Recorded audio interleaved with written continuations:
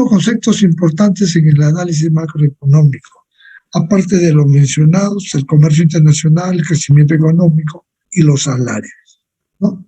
Los salarios.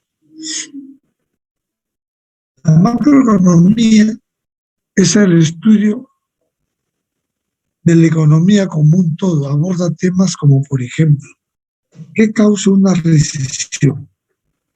En los países, a lo largo del tiempo, 1, 2, 3 años, siempre la economía está en expansión, está en caída, está en recesión o está en recuperación. Ahorita, en la realidad, nosotros estamos en caída, vamos camino a una fuerte recesión, ¿no? Entonces, el gobierno tiene que dar un estímulo para poder salir de esta recesión. Y esto es lo que nos puede ayudar. La segunda pregunta, ¿cómo pueden los problemas del mercado de viviendas expandirse hacia el resto de la economía? Entonces, la vivienda es un bien inelástico. ¿Por qué es inelástico? Porque es un bien necesario. En todos los países del mundo, en su mayoría, hay escasez de vivienda. ¿Por qué? Porque la brecha demográfica crece sin detenerse. ¿Cuál es el déficit presupuestario? El déficit presupuestario es cuando los gastos son mayores que los ingresos. Entonces, el déficit presupuestario está compuesto por los impuestos menos los gastos. Los impuestos es el ingreso, es la caja chica del país, es lo que todos pagamos. Y los gastos son los que realiza el Estado. Entonces, para que haya un déficit, el gasto tiene que ser mayor que los impuestos. Lo que se trata, o lo que se sugiere, o lo que se requiere, es que los impuestos sean casi igual a los gastos. Se gasta 10, ingresa 10. Esa es la idea.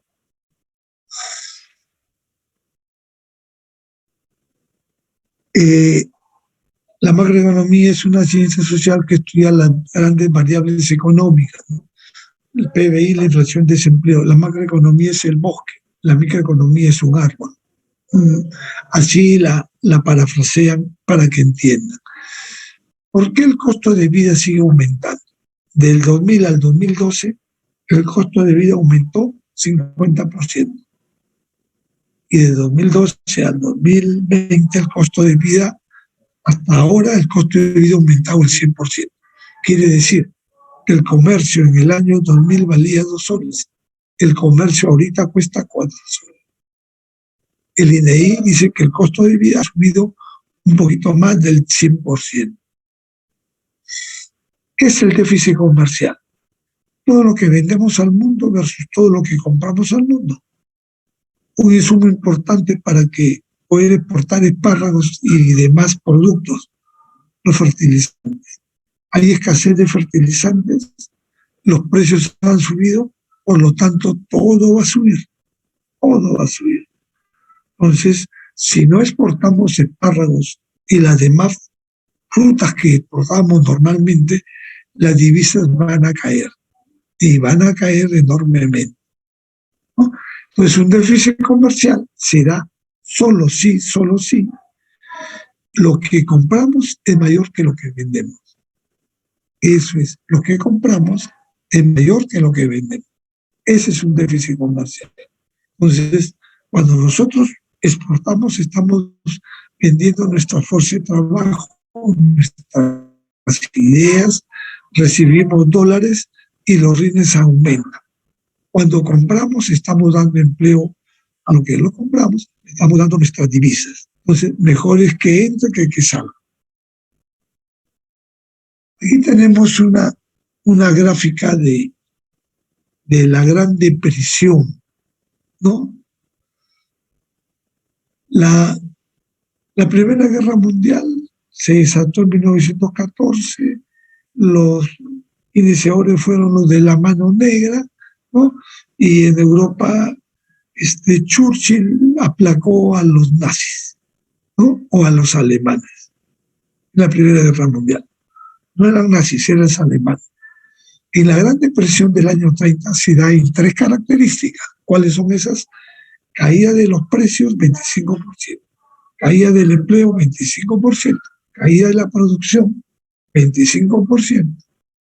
Entonces, cuando se dan estos aspectos, la teoría microeconómica ya no tiene razón de ser o forma cómo solucionar. ¿Cómo solucionar? Entonces, alguien tiene que crear elementos de juicio para derrotar esta gran depresión. Y ese personaje se llamó John Maynard Keynes, que combatió la gran depresión y la redujo a la mínima expresión, creando lo que se llama la macroeconomía. La macroeconomía. Después viene la Segunda Guerra Mundial, donde de nuevo interviene Churchill y le gana a Hitler al nazi. Entonces la supremacía de Hitler era porque tenía una maquinaria perfecta. ¿Por qué invade Polonia? Porque quería el acero, el hierro y todos los metales que produce Polonia para construir sus tanques y sus aviones. Por eso invade Polonia. Aunque él firmó un tratado que nunca lo iba a invadir. Después de eso viene la primera. Dime, ¿alguna pregunta? Molotov. Bueno, Molotov es una bomba creada por los rusos, ¿no? Que es la combinación de querosene con una mesa, gasolina, algo así. Claro.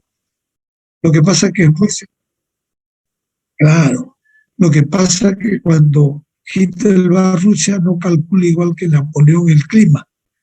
Y, y los rusos aplicaron lo que se llama la táctica arrasada. ¿Qué significa eso? Quemaban todo lo que dejaban, todos los suministros, no dejaban nada. Entonces, en el, claro, ya esa fue ya en la a postrimería del 45, ¿no? Antes de que Hitler se suicide. Entonces, esas cosas son básicas porque hay personas que dirigen, que quieren dirigir la economía del mundo o quieren imponer. Entonces, una cosa es la razón, ¿no? Quieren torcer la razón y el derecho. Y eso se llama imposición, y la imposición no es otra cosa que el socialismo. Eso es lo que quieren esos señores. Después viene la segunda crisis del petróleo, que ya saben cómo se maneja, y perdón, después viene la crisis de las caídas de las torres. Ya no fueron, primero fueron los húngaros, después fueron los alemanes, y ahora son los árabes. Entonces, a lo largo en el siglo de 1900 al 2000, han habido 3 países que han intervenido: los árabes, los alemanes y los húngaros y los judíos. Entonces, en el 2001 no prosperó la caída de las Torres Gemelas. ¿Por qué bajaron las torres? Porque en las torres se encuentra todo el poderío económico. Se encontraba el poderío económico de Estados Unidos. Entonces, en Londres también tiene su edificio. Lo que pasa es que Estados Unidos tenía 2 torres gemelas. Y en Londres también hay una torre donde se maneja el sistema financiero. Después tenemos la crisis financiera del 2008, que es la crisis hipotecaria. Alan Krugman ya en el 2000 había percibido que en el 2006, 7, 8 se iba a desatar la crisis de hipotecas. ¿Por qué? Porque Estados Unidos puso dinero en el bolsillo a la gente que tenía pocos ingresos. La gente adquiere un bien a largo plazo. 10 años, 20 años, no pueden pagar y viene la crisis hipotecaria mediante las burbujas financieras. Pero en Estados Unidos todo está en bolsa de valores, todo está en bolsa de valores. Entonces, esa es la razón por la cual creo que a ustedes los invité a que lean cualquier artículo de macroeconomía en cualquier diario. ¿Alguien ha leído? de gestión, ¿alguien ha encontrado gestión?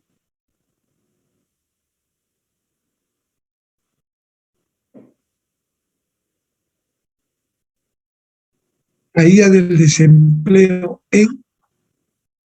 la caída del empleo ya. En Lima, en el Perú, ¿dónde? Ah, en las regiones del Perú. Y el artículo, ¿cuál es el resumen del artículo?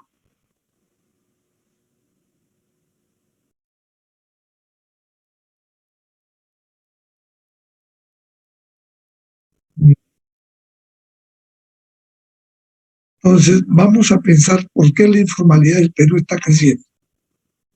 ¿Por qué crees que está creciendo la informalidad en el Perú? Falta de inversión. Pero falta de inversión privada, el Estado no da apoyo al sector privado, ¿no? Porque si quiere el Estado puede invertir, pero el Estado ya sabemos que cada vez que invierte o fracasa, en el mediano plazo fracasa, porque no existe un control. En el sector privado no fracasa. Bien, entonces no hay inversión, el Estado no apoya al sector privado, y si tú revisas cuánto es la inversión ahorita privada en el Perú, es cero. Si la inversión privada es cero, imagínate el futuro que nos espera. Nuestro año doloroso va a ser en el 2023.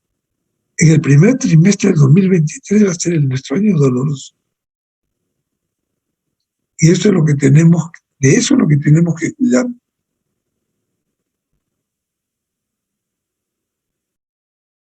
Es que los inversionistas no quieren invertir porque el señor quiere cambiar la constitución. Cuando quiere cambiar la constitución, en la parte, en el rubro económico, quiere cambiar las reglas de juego. Y si cambia las reglas de juego, nadie quiere arriesgar su capital. Nadie. Nadie quiere arriesgar su capital. Ese es el grave problema.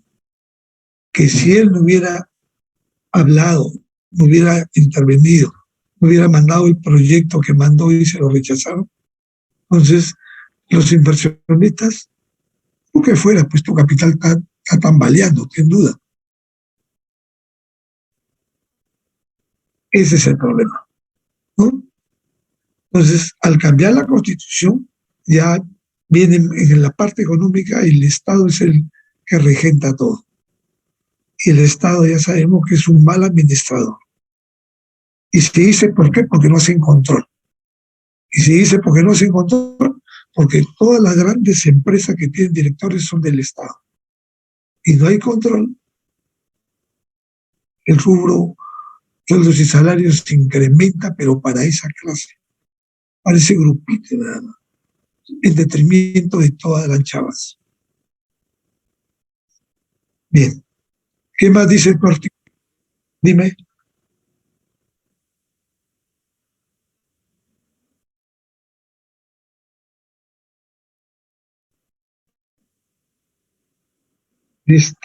Petro Perú tiene beneficios, tiene utilidades ahorita.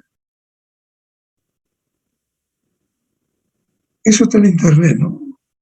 Tiene pérdida. Entonces, ¿qué es lo que está pasando? Que es una empresa pública. ¿Qué está pasando? Por qué tiene pérdidas y no ganancias?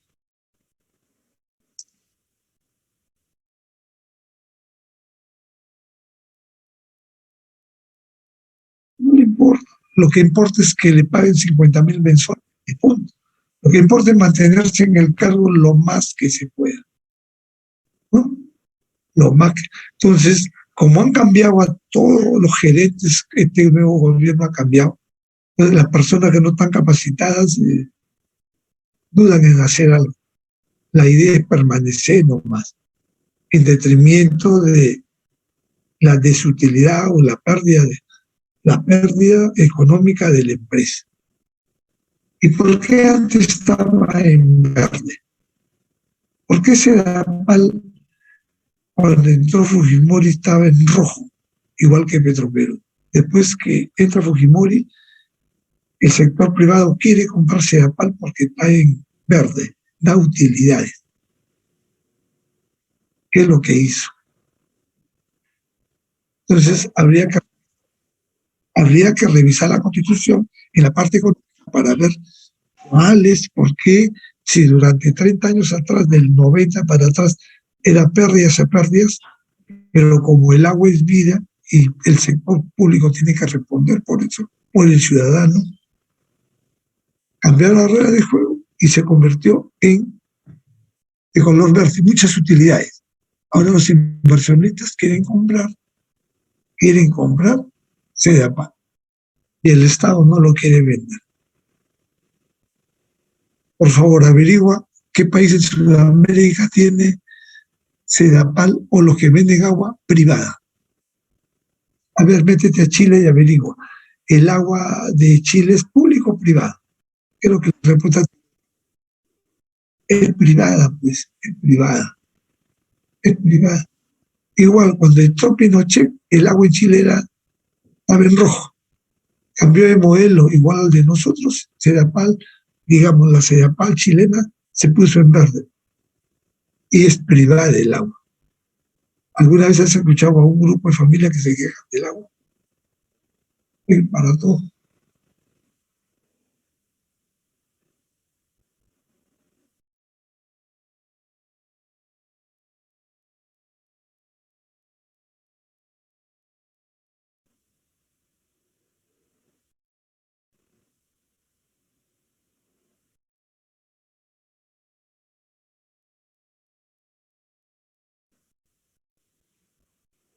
Mira, para tu conocimiento, el sindicato más fuerte de Sudamérica es el boliviano. Ese es el sindicato más fuerte. Los bolivianos, su sindicato es más fuerte que el de Argentina, que el del Perú, que el de Colombia y Chile, casi no hay, que el de Ecuador.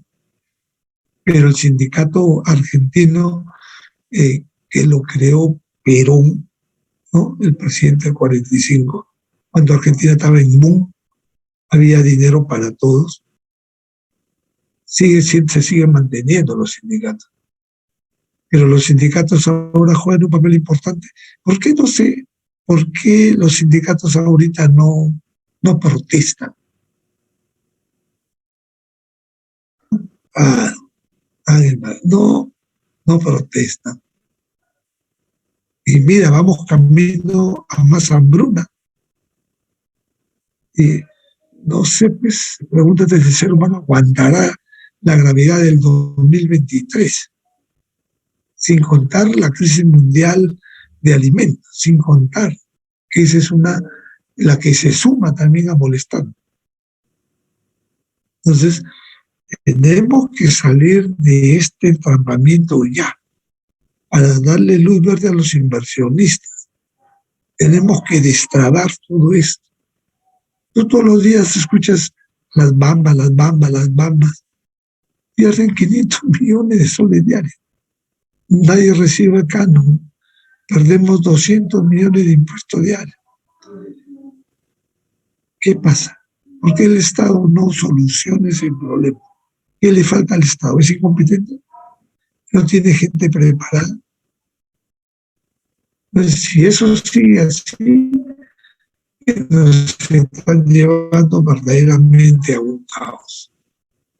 Y donde hay caos, venden la idea de que es el modelo. Es el modelo. Es el modelo.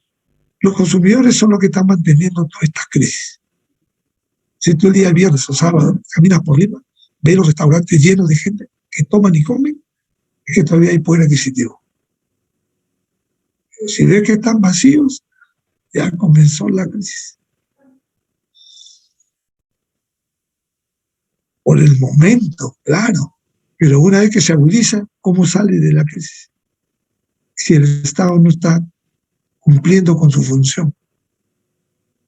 El Estado no está cumpliendo con su función. Bien, la inflación En la Primera Guerra Mundial se fue hasta 25, en la Gran Depresión llegó a 15, a 10, en la crisis del petróleo llegó a cerca de 10, en la segunda crisis y la crisis financiera se mantuvo entre 2 y 3% de inflación. Y el desempleo. Entonces, cuando hay guerras hay desempleo. ¿Por qué nos afecta la guerra de Rusia con Ucrania? Porque Rusia es productor de trigo, 30% mundial, y ahora ha cerrado que no quiere vender.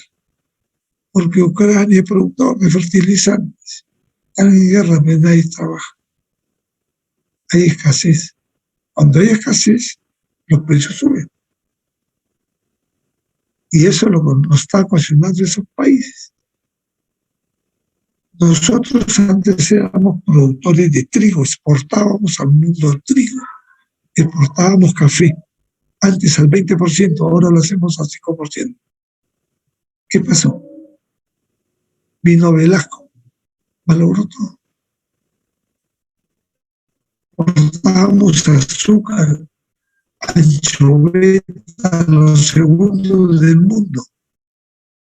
Vino Velasco y mató todo. Se da cuenta tarde, dice que se equivocó. Ya cuando le faltaba media pierna se equivocó, ¿no? O sea que todos debemos pagar los errores de los que nos están comandando. No. Bien. Un modelo económico es una simplificación de la realidad. Entonces, los economistas usan modelos. El modelo chileno, neoliberal. El modelo colombiano, neoliberal. El modelo brasileño, neoliberal. El modelo boliviano, 60% neoliberal y 40% entre comillas socialista. Y mira cómo está. El modelo ecuatoriano, ultra neoliberal. Pero todos quieren ser de izquierda. No hay una contradicción ahí. Y el modelo peruano no se le entiende al presidente. El presidente dice que invita a los inversionistas a que vengan y al día siguiente dice nueva constitución. ¿Qué es esto? Poca seriedad, ¿no? Y los inversionistas, pues que tienen ojos y oídos en todo el mundo, no se atreven a invertir. Son utilizados para mostrar relación entre variables, precio y cantidad, nivel de precios y precios, para explicar el comportamiento de la economía. Si la economía crece 2% durante los 3 años que vienen, en vez de sumar hemos restado, no hemos avanzado nada, vamos camino a la pobreza. La gente informal que tú has leído, que ha quemado su capital con la pandemia, ha pasado al equipo de los pobres. Ha pasado al equipo de los pobres. Peligroso. Es peligroso.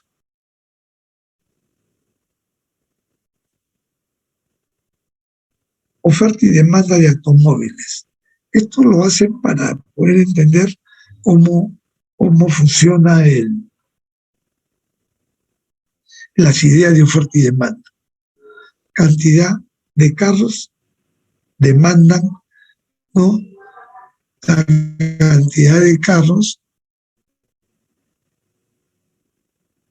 dice que demandan los compradores, cantidad demandada, cantidad ofertada de los productores de carros, precio de mercado de un automóvil nuevo, renta agregada y precio del acero, precio de la materia. Un input. Input es un insumo. Output es un producto. Aquí era un input para hacer un output, ¿no? Entonces aquí tenemos nosotros, se asume que el mercado es competitivo, significa que usted y yo no podemos interferir en el precio del bien para todos los productos. cantidad demandada igual en función de precio, en función. Esta es una función, no es una relación. Ustedes tienen que saber cuál es la diferencia entre una función y una relación. La función es biunívoca, ¿no? Biunívoca. Entonces tenemos la renta y los precios, que son variables que afectan a la cantidad demandada. Notación específica de una función. Muestra la relación cuantitativa precisa entre las variables. Cantidad demandada, demanda, precio, ingreso. 60 es un parámetro de esta fórmula estadística. ¿Por qué el número 60? ¿Por qué ponen menos?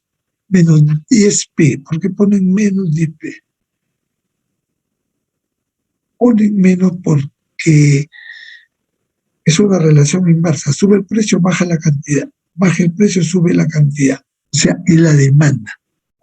¿Y por qué ponen más 2y? Porque es la renta. A medida que mi renta aumenta, yo consumo más.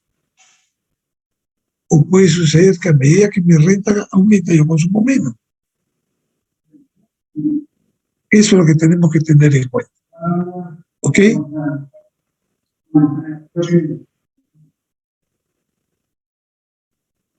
La ecuación de demanda, ustedes pueden verla ahí, precio y cantidad, ¿no? Precio y cantidad.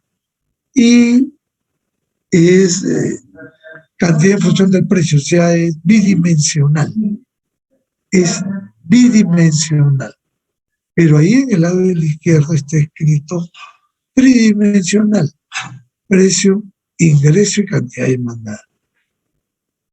La curva de demanda muestra que la cantidad de automóviles que demandan los consumidores está relacionada con el precio del automóvil. Y la renta agregada, todos los demás permanece disparidad. Entonces ahí tenemos que la cantidad demandada en función del precio y la renta. Y la renta. Pero en la gráfica es bidimensional, cantidad en función del precio. La demanda es finita. ¿Por qué es finita la demanda? Porque si tú sigues agrandando la demanda, va a chocar con los ejes de las abscisas y las ordenadas, donde están los precios y las cantidades. En cambio, la oferta es infinita. La oferta es infinita. Y ahí tenemos la oferta en función del precio.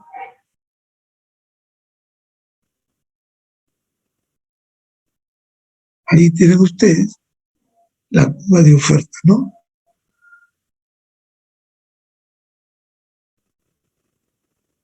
Miren que está en función del...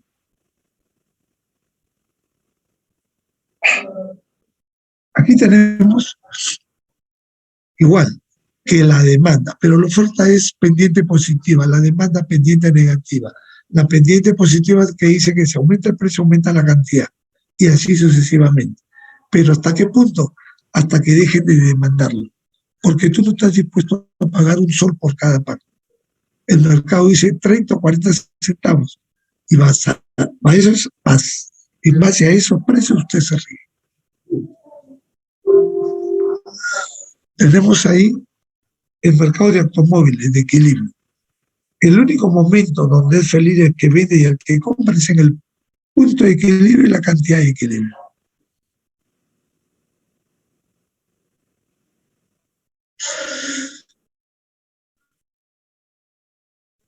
Ahora vamos a hacer un supuesto. Aumenta la demanda. ¿Por qué aumenta la demanda? Tiene que haber algo. Aumenta la demanda porque incrementó mi ingreso. Incrementó mi ingreso. Bueno, me han ascendido, me han dado un cargo o me saqué la lotería. Entonces, incrementó el ingreso, ¿no? Se incrementó el ingreso. Entonces tiene que ver algo, y ese algo es que la demanda se ha dislocado hacia arriba.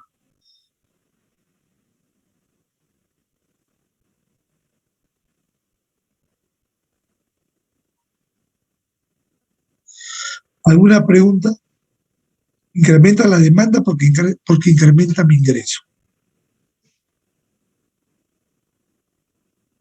¿Por qué se reduce la oferta? Porque aumenta el precio del acero, que es una materia prima base para el automóvil.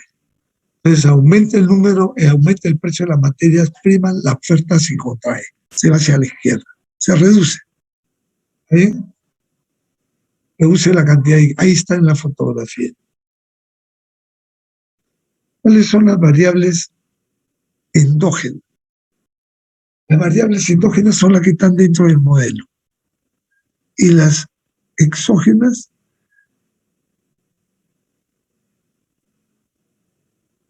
son las que están fuera del modelo, como por ejemplo, las endógenas, el precio, la cantidad demandada, la cantidad ofertada. Eso lo pueden manejar. Las exógenas es el nivel de renta y el nivel de precios. Bien. Para que usted lo intente, un ejercicio.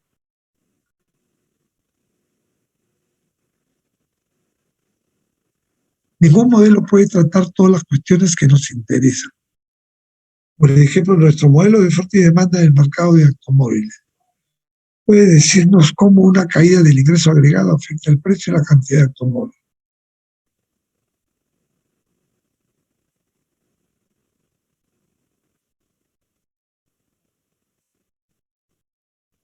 Nuestro modelo de oferta y demanda del mercado de automóviles puede decirnos cómo una caída del ingreso agregado afecta el precio.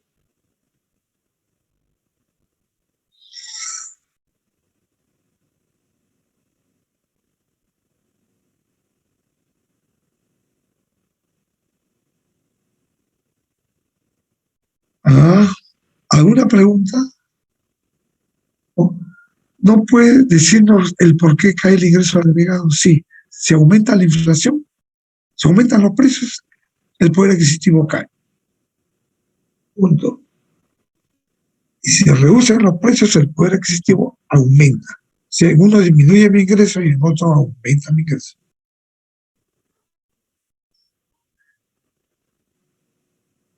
Vamos a aprender diferentes modelos, no solamente estos, del crecimiento económico de solo, de las políticas económicas, de la política fiscal, de la política monetaria. Esos modelos vamos a aprender, ¿no? El desempleo. ¿Por qué hay desempleo? Porque no hay inversión. Punto. ¿Y por qué no hay inversión? Porque el señor presidente dice que quiere cambiar la Constitución. Se asustan y no aceptan. ¿Qué es la inflación? El alza persistente del nivel de los precios. Esa es la inflación.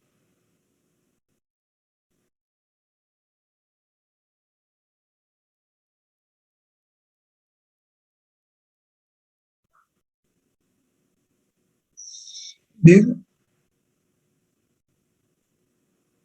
¿Por qué se da la inflación? ¿Por qué aumentaron los precios en estos últimos 10 días? Porque hubo escasez.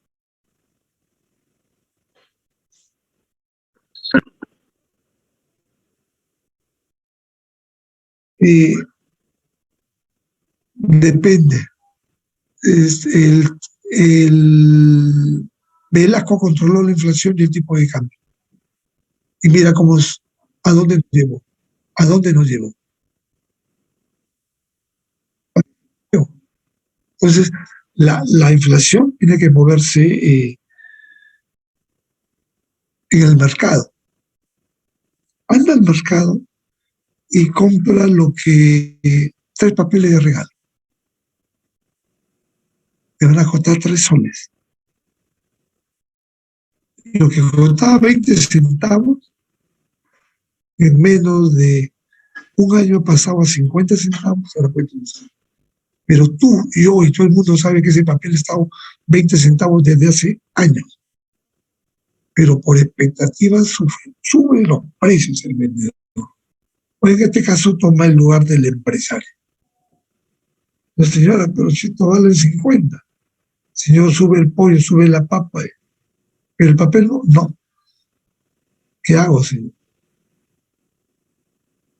¿Ya cuenta? De si quiere, lo baja 70, nada, un sol, punto, se cierra. Porque sabe que tú estás necesitado. Entonces, Si tú, en forma efectiva, no quiero, voy a buscar. Claro que vas a buscar y encuentras más barato, pero el tiempo también es inversión, salvo que estés ocioso y no sé nada. Bien,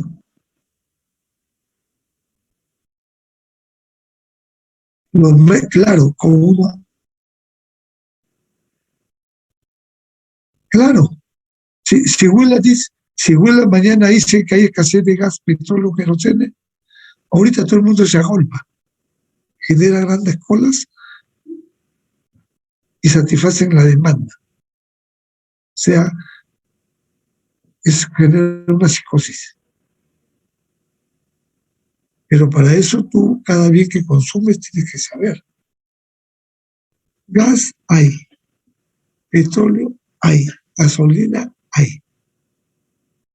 Lo único que han hecho es subirle de precio. ¿Cuál es la diferencia entre la gasolina de 98 y la de 95?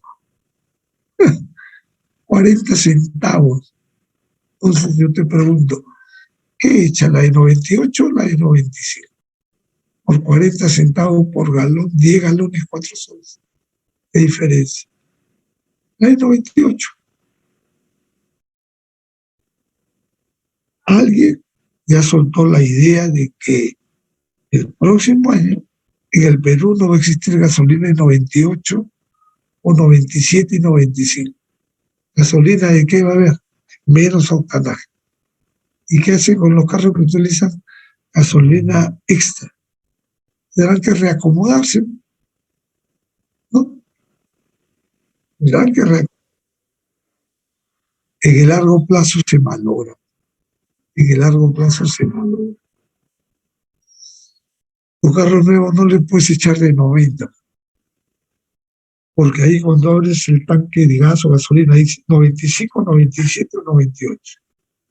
Y si le echas 90, es que ya sabes qué es lo que te puede suceder.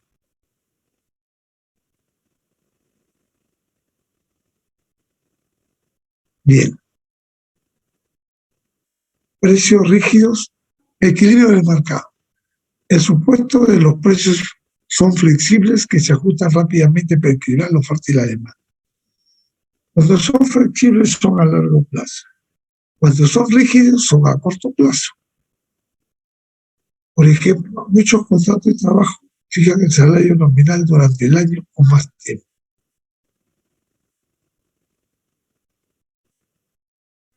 ¿Por qué no indexan el salario a la inflación?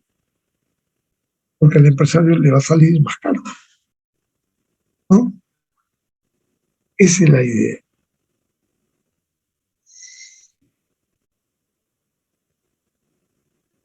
Muchos editores de revistas cambian. ¿Cómo?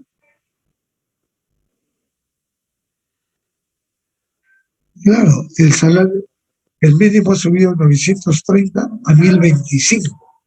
La pregunta es, ¿los salarios se suben cuando hay productividad? ¿Ha existido productividad? No, pero han subido para golpear a los microempresarios. Aquel negociante que tiene 5 o 6 empleados les ha dado duro, porque ha incrementado sus costos y ha reducido sus beneficios a la calle, a la.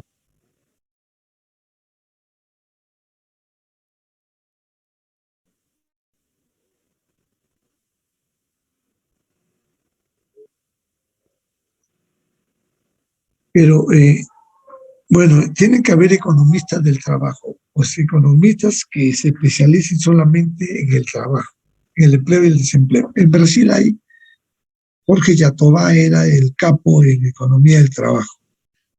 Él representaba a Brasil ante el mundo. Y él nos decía que la oferta y la demanda del empleo están en función. Una de las partes son las expectativas de la sociedad y de los empresarios. Cuando todo está bien, hay inversión y todo el mundo es feliz. Pero cuando alguien quiere cambiar, punto, ¿no? Va a haber problema. Víctor Thoman, el director de la OIT, también dice lo mismo.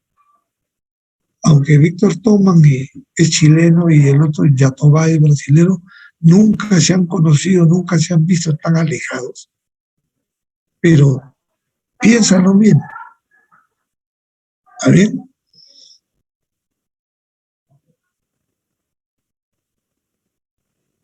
Precios rígidos en el corto plazo. La demanda no puede ser diferente a la oferta, lo que explica el desempleo, exceso de oferta de mano de obra. Cuando hay exceso de oferta de mano de obra, pues se tiene que regular, ¿no? Se tiene que generar más inversión para poder ofertar trabajo. Porque si vas a trabajar por 1025, cuando trabajas, ¿cuánto quieres ganar? ¿Cuánto te pagarán cuando sales recién de la universidad? Como ingeniero industrial o de sistema.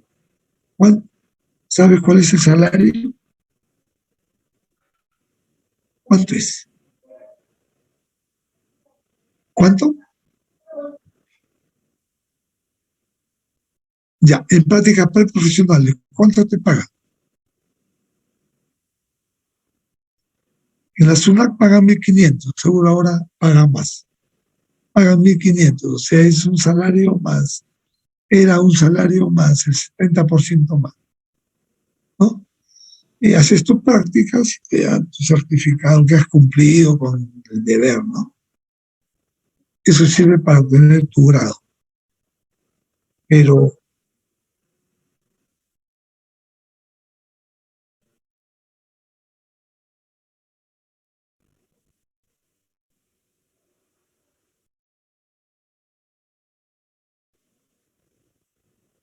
uh-huh, pero trabajar gratis es doloroso. Aquella persona que trabaja gratis, pues,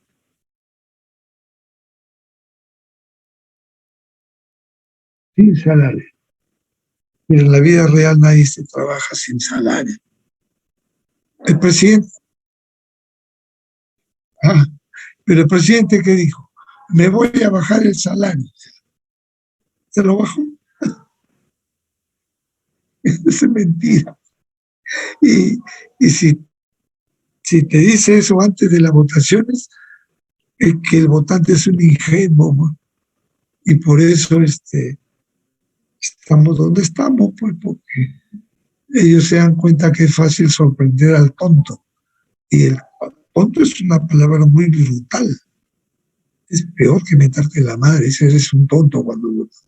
Es la sumatoria de idiotas, son todo es tonto, ¿no? Entonces, en las elecciones que vienen, ustedes, ¿saben por qué es importante tu voto? ¿Ustedes saben por qué es importante su voto? ¿O no? No. Ojalá que me pagaran por votar. No, no, no, falso. ¿Sabes por qué? De aquí a 3 años que tú termines, tienes que votar por un presidente que te dé trabajo, que te dé estabilidad,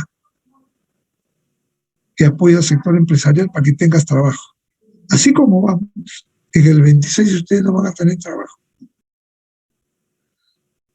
Dios quiera que estarán, a qué función, no sé, qué función desempeñará. Eso sí ya sabemos qué función va a desempeñar, pero nadie se atreve a decírtelo porque es deprimente, ¿no? Todos los profesionales de universidades como esta y otras buenas, tienen que saber votar, ¿no? Porque si no sabes votar, tu futuro hasta que lo regalas. Y de aquí a 3 años te vas a acordar. Ah, ya tu ves, si es un buen tipo, vende buenas ideas, ¿no? No, por el porque.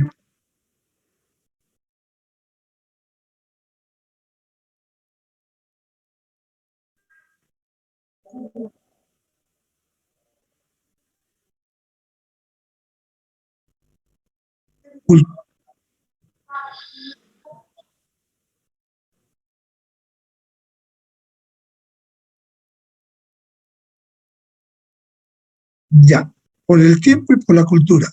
Los ingleses, ¿por qué no son pobres? Los americanos, ¿por qué no son pocos? Los franceses, los alemanes, los canadienses. ¿Y cuál es la diferencia entre ellos y nosotros? ¿Que ellos aprenden más rápido que nosotros? ¿Leen más rápido que nosotros?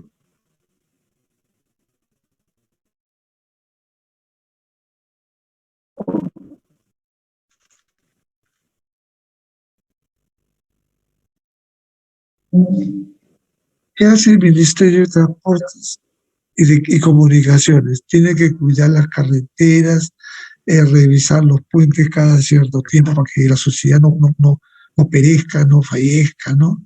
Tiene que... Esa es su función, claro, pero la hace, no. Están viendo cómo levantarse al país en $100,000, 100,000 soles. Claro, pues. Tú lees cómo trabajan los ministerios de Estados Unidos, de Japón. El de Japón ya está viendo cómo el ser humano sea mejor cada vez que camina. Los americanos están revisando cada 6 años, dan mantenimiento a sus pistas y bien difícil que ocurra un accidente. Un accidente cuando viene un huracán, pues ya esa es una variable exógena incontrolable. Entonces, tú pones un ministro que no sabe leer ni escribir y que no tiene experiencia, ¿qué va a hacer? ¿Te das cuenta qué va a hacer? Este es el problema nuestro. El sociólogo tiene razón. El tiempo y la cultura. Ahí está. Si tuviéramos mejor educación, ojo, este gobierno es el que menos invierte en educación. Menos. Los otros gobiernos tampoco han invertido. Han dejado que siga la ola. Pero este ha destrozado la educación. Se agarran a balazos en los colegios. Mira qué deprimente. Tú revisas 100 años atrás los colegios y nunca había esto. Y ahora mira. Los precios son flexibles a largo plazo porque los mercados se equilibran y la economía se comporta muy diferente. Los precios rígidos, Keynes. Los precios flexibles, Friedman. Bien, hemos terminado el capítulo 1, ¿no? Comenzamos el capítulo 2 la próxima clase. ¿Alguna pregunta? Bien.